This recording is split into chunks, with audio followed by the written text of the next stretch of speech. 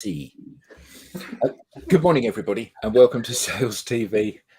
A light-hearted look at what's going on in the world of sales. I was going to say in the UK, but actually around the world, isn't it? You know, global. We're all part of a global community, aren't we? Yeah. The global community of sales. So, hello, everybody, and welcome. We haven't really got an agenda particularly today, I don't think. We did have somebody that we had lined up that might have been a guest, but they couldn't make it in the end. What have we seen in the world of sales and sales methodologies this last week, do we think? I've got a topic that's come up a couple of times in the last week, Okay. Which I'd like to put on the table. The topic is asynchronous selling, and I think asynchronous selling. Asynchronous selling, Okay. selling, which I think I understand to mean the ability to sell in lots of places at different times without having to actually be there yourself in person. So I think this topic's come up a couple of times in the last week because when we think about how buyer behavior has been changing, I think more so in the last couple of years as buyers spend more time thinking about what their problems are and how to solve them behind closed doors. And then we have the added complexity with multiple stakeholders and multiple hoops that buyers have to jump through. Sellers are getting less and less time in front of the people that are influencing those decisions. So they're trying to come up with ideas like digital sales rooms or video prospecting and trying to get their message across to those stakeholders when they're not necessarily on a predefined call or in a predefined meeting with them. And so I just wanted to table that as a topic. I think it's quite an interesting one. It is. I was originally confused because I thought it was about a bunch of salespeople getting into swimming costumes and doing that. When you said asynchronous selling, it's like I was going to a completely different place then. Interestingly, you said asynchronous selling, and I thought you were going to say like a sarcastic comment about a lack of synchronization between the seller and the buyer, and the fact that the seller's interested in selling and the buyer has no interest in buying. But actually, that's what not all selling, that's what the overwhelming majority of selling looks like. And you said about, we're going to create a buyer room where people can come in or whatever. It's like, since when has a buyer ever been interested in that? Alex, you and I worked at a company together, and we used to do things like customer journey mapping. It had nothing to do with the customer's buying journey. It had everything to do with the seller's selling journey. And did it make you feel better, though? Did you feel happy? The two well, of you with a pen? Yes. Well, I'm not sure that I personally felt happy, but I think a lot of people did feel happy because they felt they were doing something around customer centricity and putting the customer first. Yeah. But people talk about we want to have a relationship based sale. No, you don't. You want to have a sales relationship based sale. It's got nothing to do with the relationship. It's got everything to do with the money. Yeah, and I think when digital sales rooms, this is a new term that I'm hearing. I don't think it's that new, but I'm hearing it more and more, where a vendor or a sales team create this digital room where the buyer can go and consume information that has been created by the seller, with the intention of helping to guide the buyer through their buying journey. But as you say, Adam, it's really more about the seller. Now, I see one of the problems there is every vendor as every vendor starts to do this, whether creating the technology or the software themselves or using a third-party technology, but buyers who are buying multiple solutions to multiple problems are going to find themselves in a position where they're having to log into multiple sales rooms, which kind of defeats the object. And it's also part of this ongoing thing that salespeople want to see. That we need to scale. So one-to-one meetings aren't enough. So if we can get 20 buyers in a room and basically give them our pitch, they'll all sign. So we've basically cut our sales cycle, and what we've done is that we've increased the number of sales. Tim, just before we go any further, I think in episode 2 you dished out quite a bit of abuse about me being late. So I thought I was going to be late on the school run because I'm a working dad with a working wife. So this is the new protocol. If you're going to be late, you log on at 7:30. You put your test card up with your reason why you're going to be late. Yeah. In fact, that is exactly what happened. So before we went live, so Andy was here when we switched on, but before we went live, I logged in, and then I let Alex in, and then the test card popped up for Andy, and it was like, oh, well, he did phone me to say I might be a little bit late, so he had already done his prep for it. Here's the bizarre thing: it was actually early to be late. Anyway, so actually, with James Ward, a good friend of mine, created something called Client Share, other brands available, about 8 years ago. Don't know if James is on, but exactly to the point, which is how do you create this digital room where you can put information and you can share it with the buying group. I think to your point, though, let's be brutally honest, it's a way of trying to find out who the hell's engaging. Isn't it? Don't we have this thing called a website where buyers can go online and they can check, and look at your products and services? But of course, the problem to the seller is you don't know that they've been on the website. Well, you can kind of track, you can kind of find the IP address that they've come from. Yeah, you can. But if you do all of your research while you're staying at a Marriott hotel, as people will know, that they get lots of people looking at their websites from Marriott, not from the company. But really, buy rooms? Is this serious? A buyer's interested. That's my question. So the problem, as we always say, every piece of sales or brand collateral says the same thing: buy our product because we're better than everyone else. So when I go into the Andy Huff buyer room, it says buy from Andy because Andy's the best. And I go into the Tim Hughes buyer room and it says buy from Tim because Tim's the best. And so actually I'm no better off if I go to all the buyer rooms than if I didn't go to any of the buyer rooms.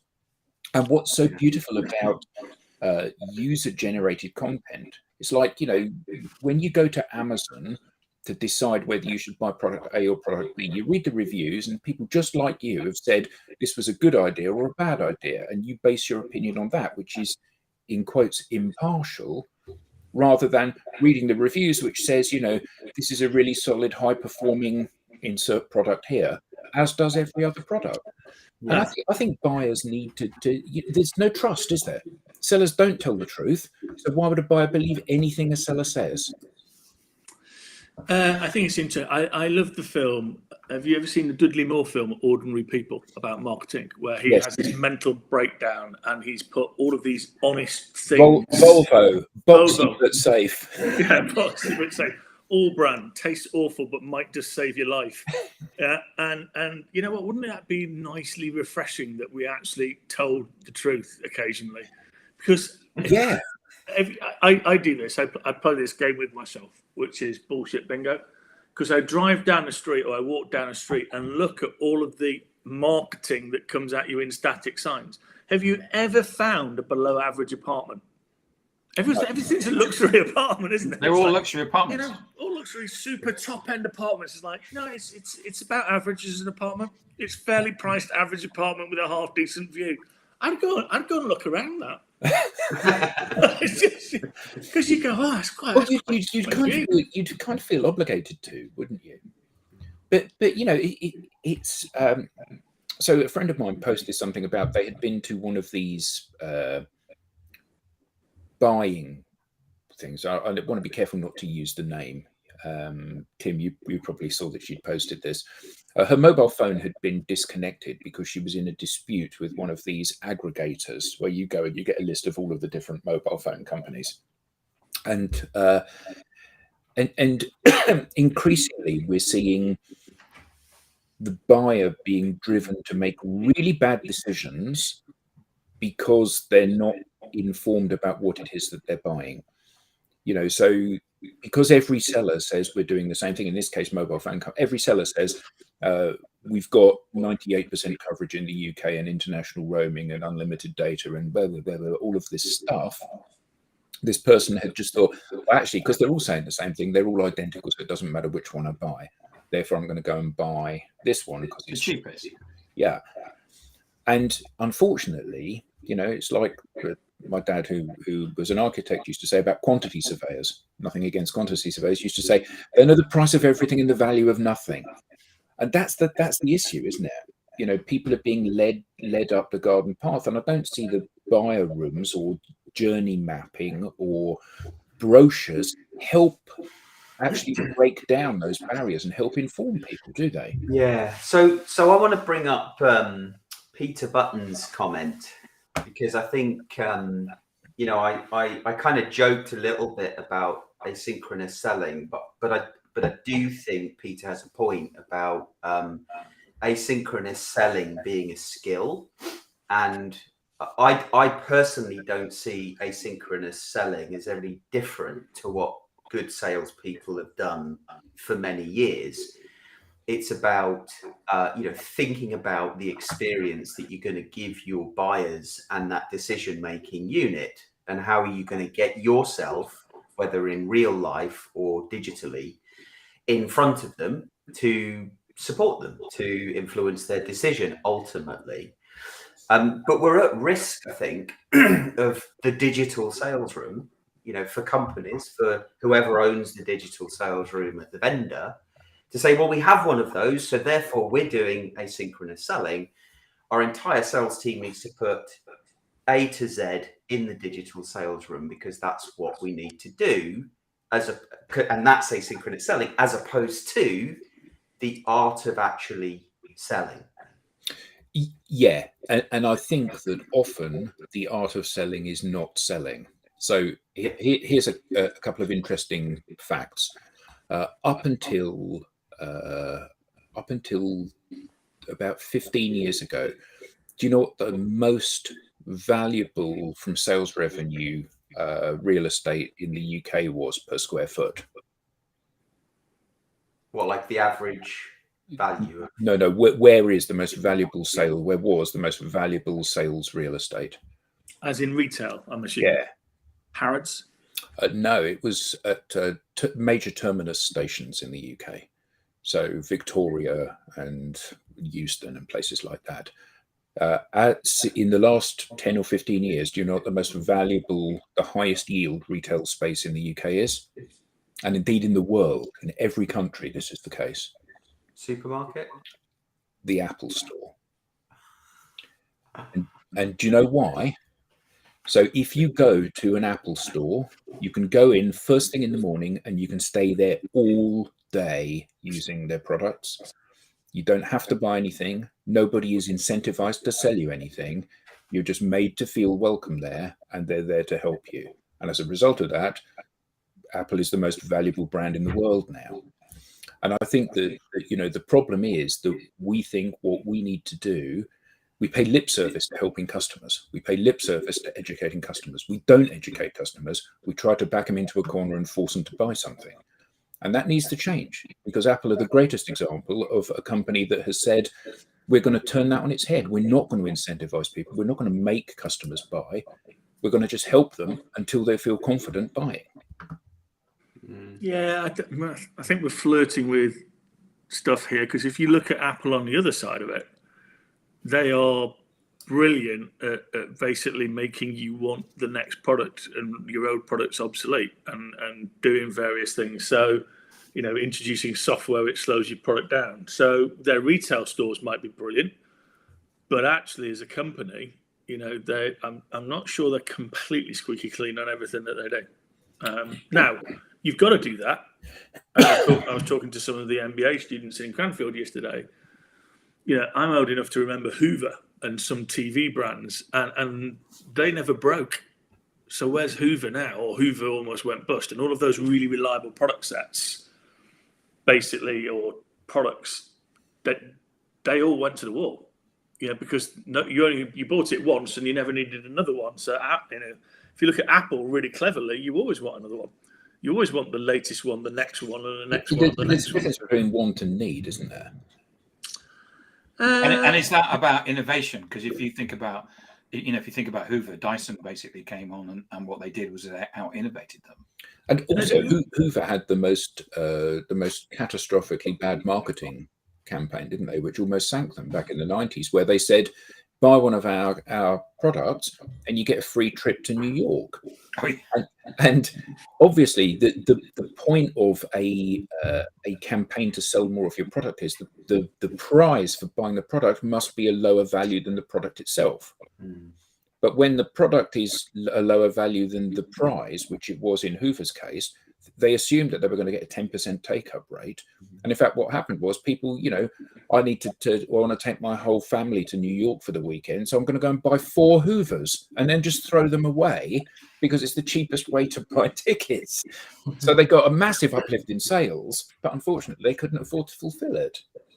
They did redefine the name of a vacuum cleaner. They did. Maybe it was all a marketing ploy. It's funny. So I went into a supermarket, and two things happened. I just wanted a sandwich because I was quite hungry, and a bottle of water because I was quite dehydrated. And took them to the checkout, and the lady, quite a small store, said, "Oh, yeah, you can have a meal deal." So I was being charged £4.19 for these 2 products, and the meal deal. She actually walked me to the bag of crisps. Now, I quite like the fact that she walked me to the bag of crisps, because if you remember B&Q, they used to do a really good job of helping you buy, because they'd take some poor lost soul and walk you to the nail gun, walk you to the hammer. and actually, funnily enough, they don't do that. But it did happen to me the other week. But this lady walked me. She got me a bag of crisps and said, if you buy these crisps, you get a meal deal. Walked me back to the till. And then effectively, even going, I don't really want a bag of crisps. This is a bit like McDonald's and supersize me. It's like, okay. And she then got me from £4.19 for 2 products to £4 for 3.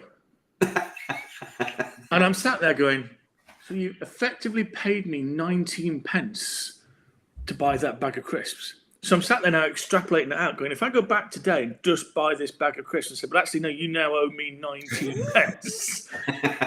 How long I have to be at that store before I actually buy a car with the proceeds, But it's just, I get it might work. It's a small store.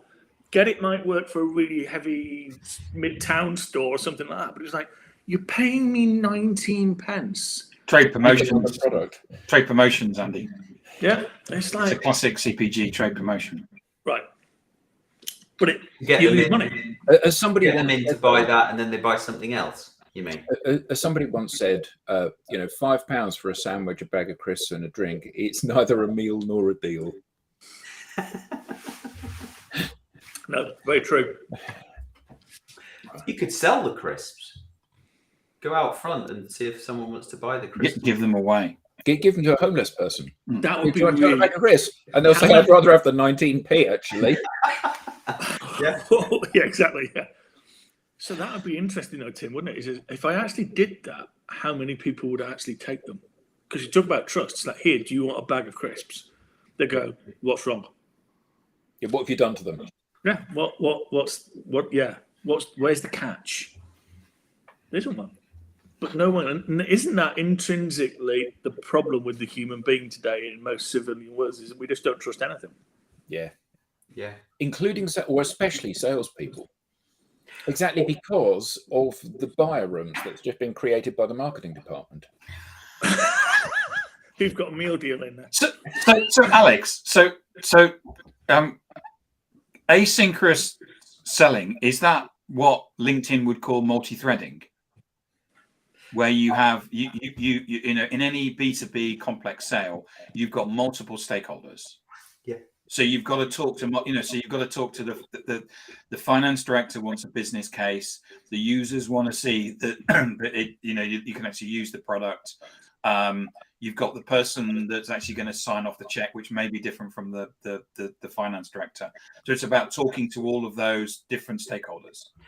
It is, but I think there's a subtle difference where, and again, this is my interpretation of it. I think multi-threading is quite deliberate. So, who are the stakeholders? What are their names? What can I find out about them? Right. What drives them? You know, what do I need to create to specifically put in front of them to influence that purchase decision? And I think the slight difference between asynchronous selling and multi-threading is asynchronous selling is you don't know all of those stakeholders. So Yeah. you need to be creating something, and you need to be putting it out there in front, you know, roughly in front of those people to increase your chances of getting your message in front of them. And it might be, you know, it might be an online demo. It might be a video where you're educating. It might be a blog or an article or a piece of content, a bit like we do with social selling.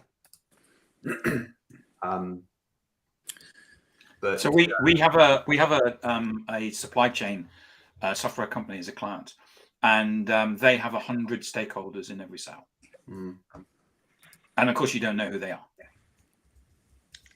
or you have to go and find them, because they'll say that there will be, you know, you need to talk to Darlene and you need to talk to Jeremy and stuff like that. But ultimately, because of the users and the various, especially in supply chain, there can be different people across manufacturing and different user departments.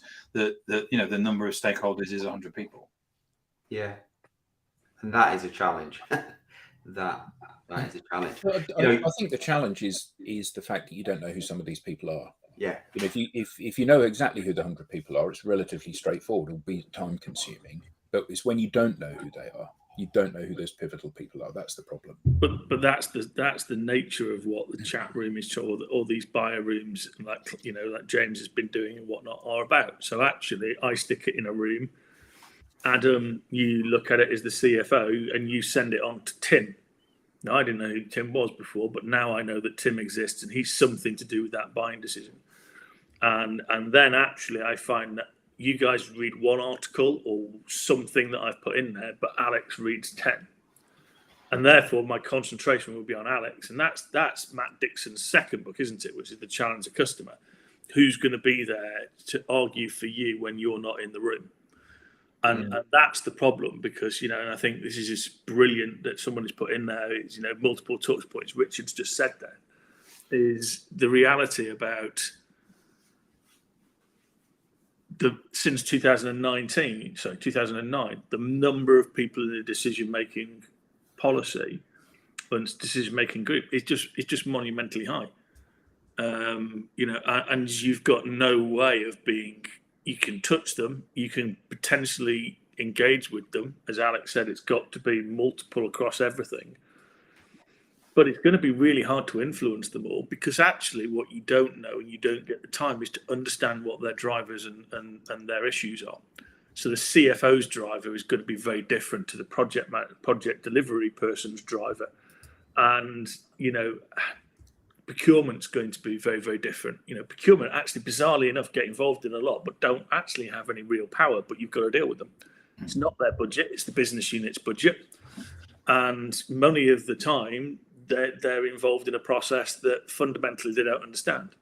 So you've got no chance of really understanding them, apart from, and this is where I think sales has got to go, is highly adaptive salespeople who are very good at the human science of understanding different drivers for different people and stakeholders, and actually covering all of those bases off. And it used to happen, you know, late 90s, you had to sell that way. You had to go into an organization and understand what operations were doing and understand how they manufactured stuff. And where did you fit in that process to be able to help that business go quicker?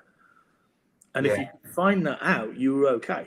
And I think what's happened is that the number of stakeholders involved in the sale has increased, but also because of the fact that we've spent the last 2 years online and we're now sort of like semi-online. In the past, what we were able to do, we need to find out what a person's personal win is, and the way you do that is you ask somebody in the corridor, so what are you going to get out of this, Andy? And you're not able to have those conversations in corridors. You come onto a Zoom call and it's very official, and so it's more difficult to actually drill down to actually find out what the people want out of the sale. Yeah, which is why it starts with the individual and building influence or creating community around them, increasing the chances of their customers, their prospective customers and partners listening to them, and then creating a mix of content, not as a business, which is typically done by marketing, but as an individual, and then start having those conversations. Or it starts with engagement, right? When you then see people interacting with your content, and then you engage with them, you're increasing your chances of getting into that conversation to learn more about them as the individual, which then will tailor your approach. So, before they're before a business or a decision-making unit is actually in a buying or a purchase journey. Yeah. So isn't part of the issue though that people are lazy now? So when you, Andy, and you've spoken about this, when you started out, you had a car and an address book, and you went basically knocking on doors, going to the different companies within the retail estates or the business estates, saying, are you interested in this? Can I have a conversation? And it was all about relationship, and it's quite labor intensive to do that, but ultimately you got to meet the people and you get to forge relationships. Now people want to press a button and have a never-ending list of quality leads, a constant stream of opportunities of your ideal customer, and all of that garbage because people are not prepared to put in the work. Well, I think it comes back to revenue enablement, doesn't it? Really, it's a lot of these technologies that are theoretically making people more efficient and actually giving more visibility to their employers about what the hell's going on, because everyone likes a metric and everyone likes to be able to go, okay, press this button, the graph comes out, and let's be honest, if it's a rag graph normally, if it's more green than it is amber and there's no red, we all feel kind of great. None of those technologies have actually solved the problem about making sales more, I'm trying to pick the right word, more successful. The close rates haven't gone up. In fact, actually, they've probably gone down because of our over-reliance on it. And what it keeps coming back to is there's nothing wrong with these technologies. Everybody makes them is actually very well intentioned. However, it's not about the technology. It's about what the human being does with it. Always has been, yeah. And actually, I ran an exercise again with the MBA students yesterday with Dr. Jeremy Node, and we're looking at, they're doing a module called Leading Sales Organizations. So, basically preparing for how do I go out and potentially lead a sales organization. And we introduced something additional to it, which was, we want to take you through AI. So we posed one question to them and said, we just want you to use AI, Chat GDP or whatever, or GPT or whatever you want. And here's the question. How can AI improve the sales processes of Lind? Because this is where Jeremy's head of sales enablement. And that's it, and send it to me. And 17 of them have sent it to me. And I spent at 4:00 this morning trying to find the right software to analyze the responses. And the majority of the analytics so far, 86% similarity in what has been used. Now, the idea being is if you just use AI, and you don't know how to use it, you're just going to look like everybody else. It's the same as using Salesforce.com. You're just going to look like everybody else. But if you then investigate it and then do something different as a human being with it, it'll be interesting, which is the second part of the exercise. How does it go down from 86% similarity to potentially 50%? So you've used it to generate and speed up, but actually you've used your humanity and quizzing of it and riffed with it to be able to pull out something that gives you that differentiation, because actually customers are going to use these technologies. They're going to go out for an RFP, and they're going to use plagiarism technologies. Yeah, but hold on. Let's take a step back from that. So, why are you going to use AI? You're going to use AI because you don't want to put in the work to do the actual work yourself. You want to get a bot to do the work for you. And well, not always. Well, no, but there's a lot of the case, isn't it? The reason you use it is to try to scale your efforts. And Alex, better than anyone does, that one of the things that we say to people is that if you want to be successful in this space, in modern digital selling, the first challenge you have to overcome is you have to look different from everyone else. Because if you don't, it doesn't matter who people pick. I'll pick you or Tim or Andy, it doesn't matter, you're all the same. So actually you need to lead with the differentiators that you have, normally who you are, and you need to build a relationship, not a commercial relationship, a relationship. We need to chat, we need to get to know each other, because only if I've got to know you are you going to have any chance of breaking through that distrust. If I know you and like you, I'm going to A, listen when you speak, and B, believe what you say. I think it's unfair to generalize lazyism. Is that a word? It is now. That word. I don't think most people are lazy. No, but this is less about people, and Richard's nailed it here. This is not the people being lazy, because the people are run ragged, aren't they? Doing this stuff, using the tools, which are lazy tools. Because of the pressure they're under. Yeah, it's the business saying, right, these are the tools that you have to be able to talk to more people. Yeah. And actually, it's not about talking to people. It's about having meaningful conversations with people. Yeah. And you're scaling the wrong thing. It's like the cold calling thing. Well, Tim, we're going to get an auto dialer so you can dial 1,000 numbers a day. Well, actually, the reality is if people don't want to talk to you, that's the bit that you need to try to overcome. Yeah. Yeah, it's measuring the right KPI, though, isn't it? And the reality around some of these things is that Neil Rackham said this, turn the frown upside down. So with the internet of everything arrived in 2000, theoretically, everything went to one end of the scale or the other, which was everything's going to be transactional, online, digital. No salesman needed. It will all be kind of like web-based, etc. And then there'll be these super complex transactions at the other side, and then there'll be nothing in the middle. That salespeople won't be needed because it will go one, because the web will provide all answers to all things. And Phil at Brother, we asked him about 2-3 years ago, what keeps you awake at night as a CEO? And he went, there's not enough salespeople in the world with the skill to go in and uncover the unappreciated need. So actually, it's a smile, but the world needs a frown, and sales needs to re-inject people into that middle and go, right, this is actually your problem. I know what you think you might have diagnosed yourself with your committee, but this is actually your problem. And we should start talking about that. You might not buy from me in the end, but here is the range of people. And we haven't got the skills in the sales organizations to do that.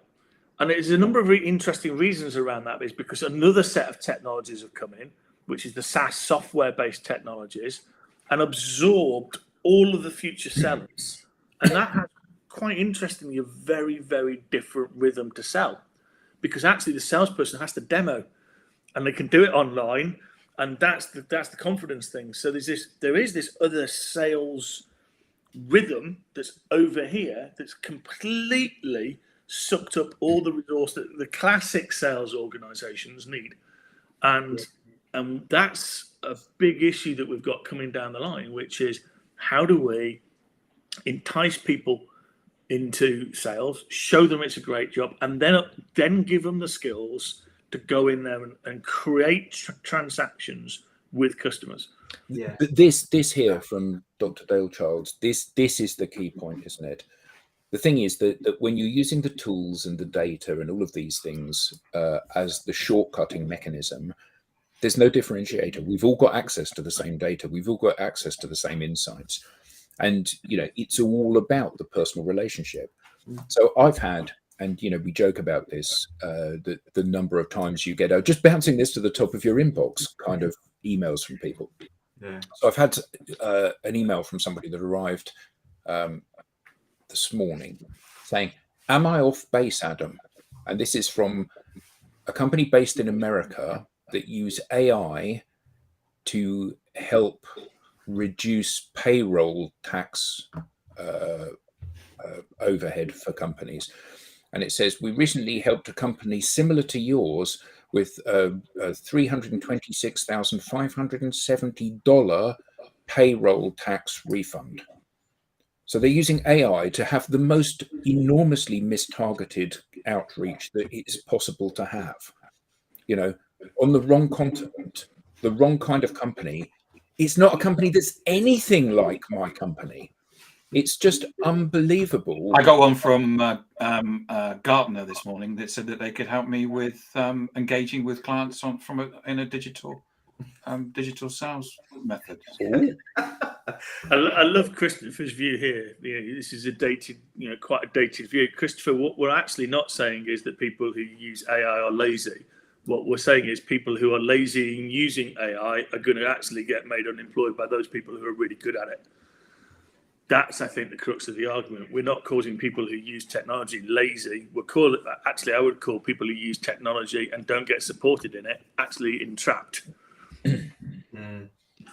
Because they are being driven to a set of performance indicators that are pathetic, really. But that's the business trying to use technology to scale the wrong parts. And that's always the challenge, isn't it? The answer is just to send more emails. No, it isn't. That's not the answer. The answer is to send better emails to the right people. Yeah. And to Andy's point, the SaaS industry almost sucking the life out of what sales stands for.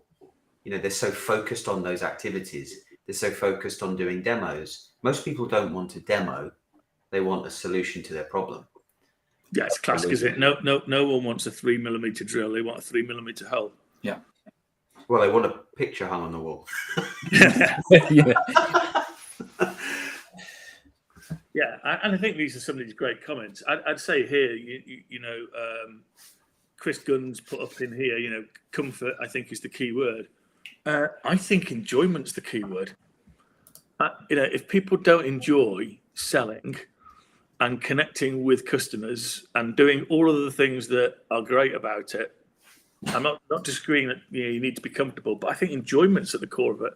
Do you actually want to get up and speak to lots of people every day, find out what makes them tick, find out what their business problems are, and actually find out whether your solution can fit or not? And you win and lose, and that's absolutely great, but you enjoy the whole thing.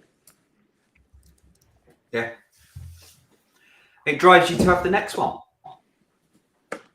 Yeah, and I actually, throughout my career, I got more and more miserable the more I was promoted. Because you don't actually share the wins. And it's almost like an oscillation, isn't it, on one of those tests that you get. When you're a sales rep and you lose a deal, you feel awful about it. And okay, that's bad, but you'll get over it. But when you win a deal, you feel fantastic. You feel on top of the earth if you've done it right. But as you get more and more senior, those kind of things kind of come down. So you never feel the gutting of losing a deal, but you never feel the elation actually of winning a deal either. And you end up becoming this, I always felt it, you become this kind of like unenjoyed leader, which I just don't get. And we don't support sales leaders in this way. We never talk to leaders and say, these are some of the challenges that you're going to have. You're going to have more pressure, possibly less fun.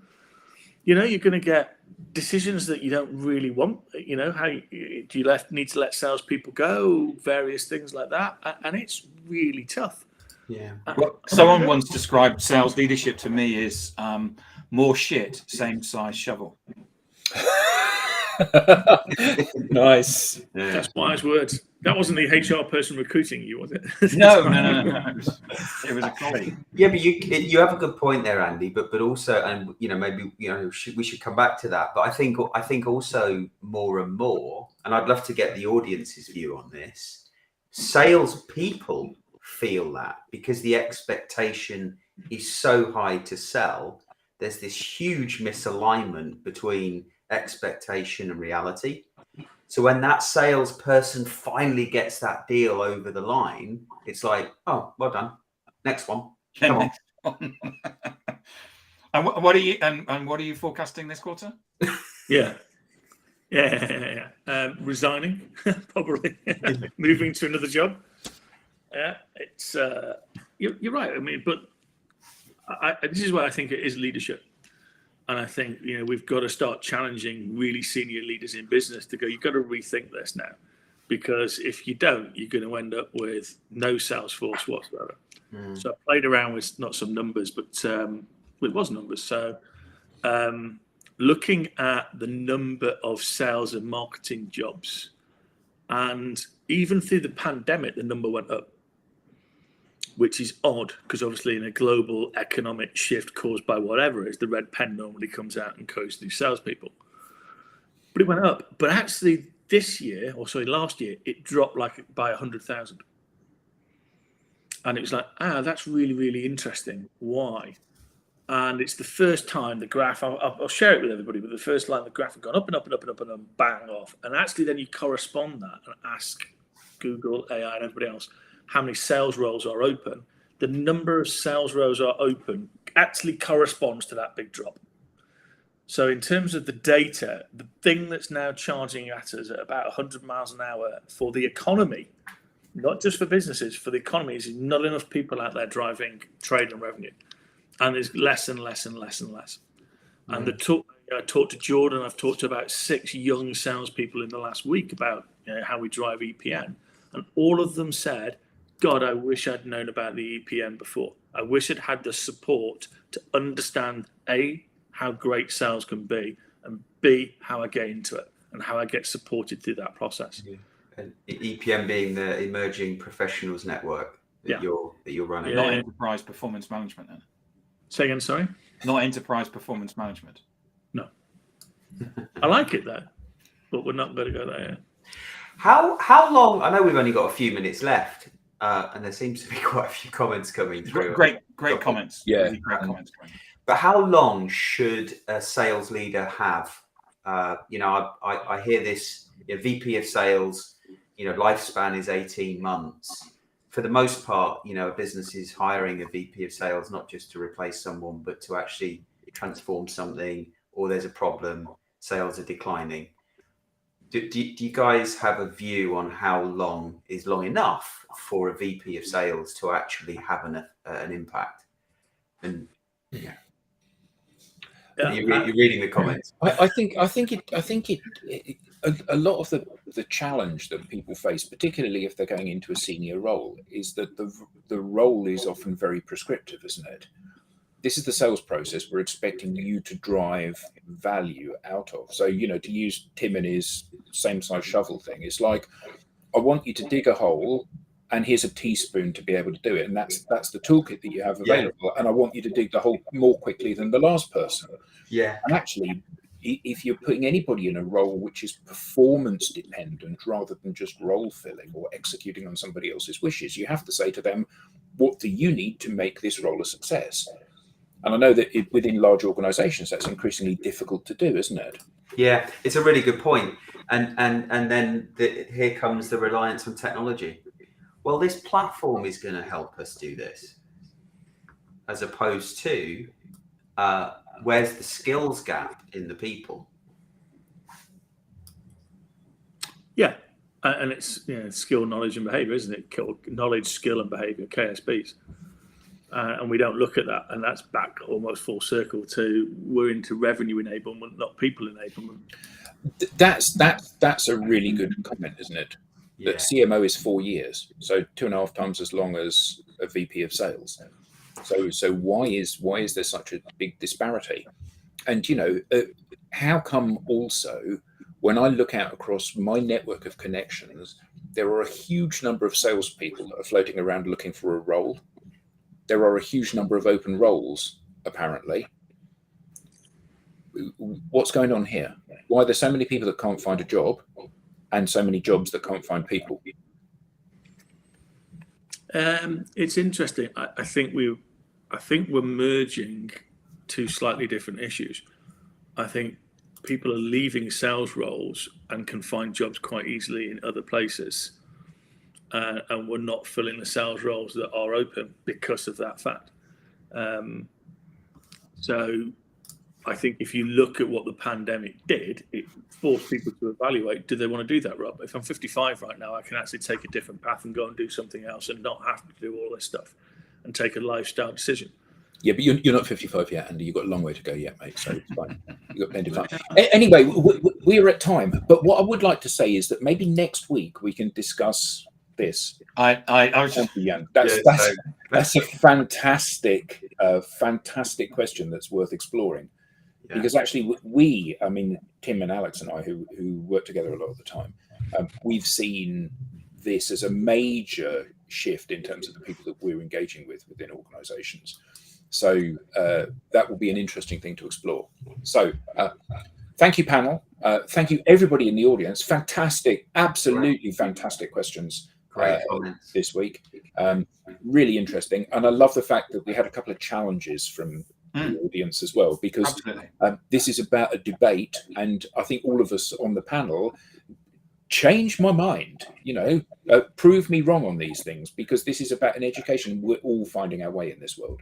So thank you all very much indeed. See you all next week. And